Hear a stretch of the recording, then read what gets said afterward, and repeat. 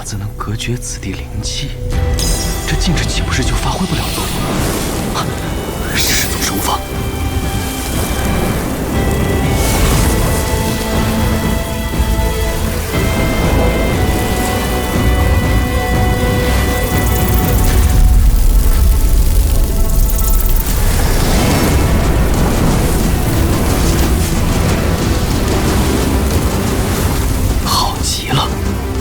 这样一来，取宝的同时，让噬金虫吃掉周身灵气，起到隔绝禁制的作用。虽然只有1瞬，倒也是够了。至于多取一件宝物之事，想来这虚天殿主人也不至于这么小气吧？究竟选什么呢？就要这披风，还有这五行环吧。